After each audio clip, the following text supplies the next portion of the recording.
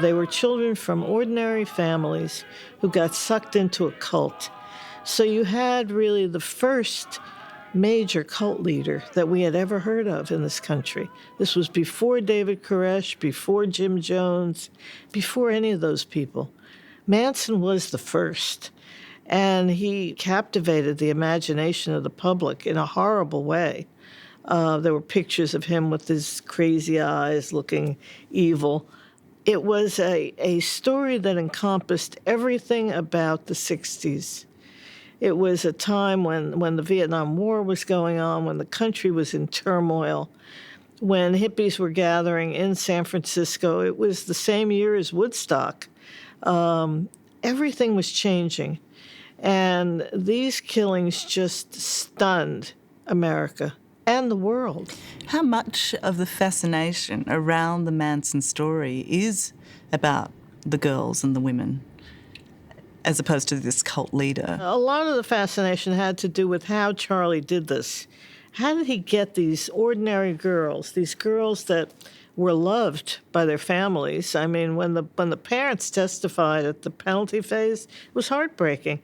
They came in, they had saved Mother's Day cards and birthday cards that the girls had sent them. They adored their children, and there were troubles in every one of the families.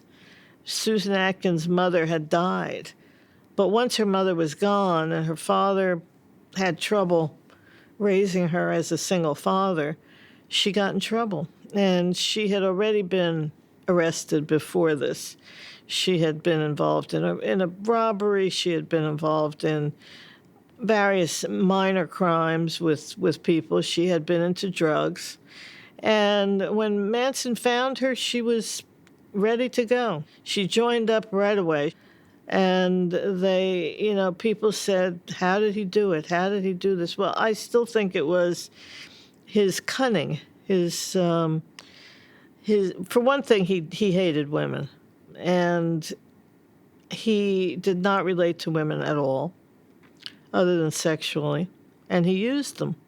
He was a great user of women. That's the great irony, isn't it? That these women felt a connection with this man, that for the first time they were being understood by someone. That's right. And he said he learned in prison to tell people what they wanted to know about themselves. And that was how he lured them into his cult. He would tell someone like Patricia Krenwinkel, who was not a good-looking girl, he would tell her she was beautiful, to look in the mirror, see how beautiful she was. He would tell Squeaky Frome that he knew her parents had been mean to her. How did he know that? She thought he was a miracle man. He had his line of gab. So they were young and they were damaged. Were they insane? No, I don't think so.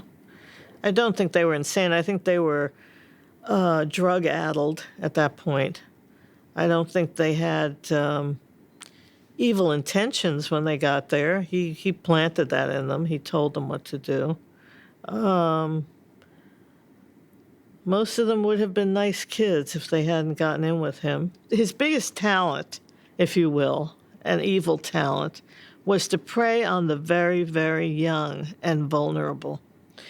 Some of his followers were as young as 12 years old. Most of them were teenagers, and they were mostly women. And they were mostly disaffected. They had been in some way in a family situation that was troubling, or they had been involved in drugs. And they were ripe for the picking. He just plucked them off a tree, and he turned them into killers. Hello, I'm Tara Brown. Thanks for watching. To keep up with the latest from 60 Minutes Australia, make sure you subscribe to our channel. You can also download the 9Now app for full episodes and other exclusive 60 Minutes content.